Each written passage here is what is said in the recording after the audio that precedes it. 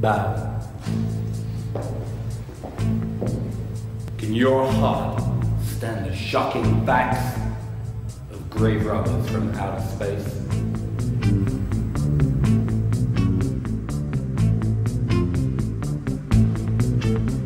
I wanted to put on some shows that were a bit more than just going to the cinema and watching a film, and they had absolutely no hesitation in agreeing to it. They said, let's go for it, so we did. So we put a 3D film which had never been shown before, which is called Catwoman of the Moon, which was pretty amusing. Huge tarantulas falling down in 3D and rockets and things coming straight at you. There's lots of pointing at the camera all the way through. That was quite amusing. Then we launched into our next one, which was an all-nighter, and we thought, well, we have all-night Elvis. So we planned a thing. We had Elvis lookalikes and Elvis DJs, Elvis giveaways. Woo! Lots of that. We had just people getting up on stage miming to Elvis records, obviously showing Elvis films all night, and we had a really good turnout for that. We had people coming down from the Standard, quite a lot of interest. And we were just trying to think of more and more ridiculous things that we could put on, things that were more than just cinema. The next thing we did after that was a festival for filmmaker Ed Wood.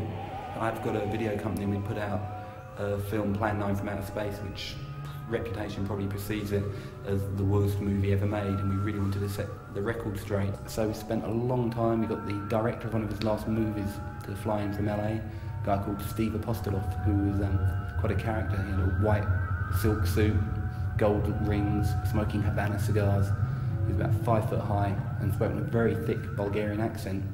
After we'd shown a lot of the movies, things like Glen or Glenda, which was a sort of semi-autobiographical film about transvestism, because Ed Wood was a transvestite, and there's some great stories about him in the Marines, wearing bra and panties underneath his Marine combat uniform in the war.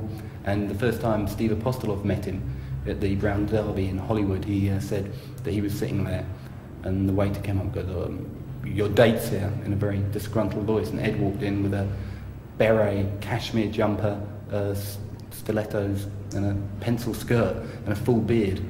What is it that would happen were this individual to appear this way on the street?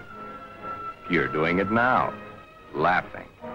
Yet, it's not a situation to be laughed at. Thus, the strange case of Glenn, who was Glenda, one and the same person, not half man, half woman, but nevertheless, man and woman in the same body, even though by all outward appearances, Glenn is fully and completely a man.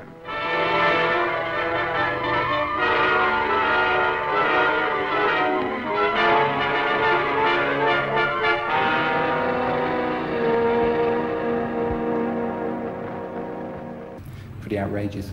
Anyway, Steve came out and he was going to give a lecture after the Herschel thing.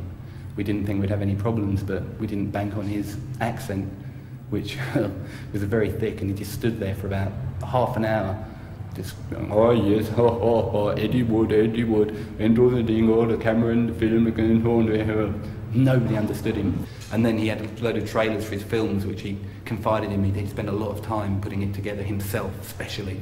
The first one came up no problems, and the second one he spliced in upside down and back to front, which got a good cheer and made him walk out of the theatre in disgust. I had to go after him and bring him back, but that was all right. It was a good night.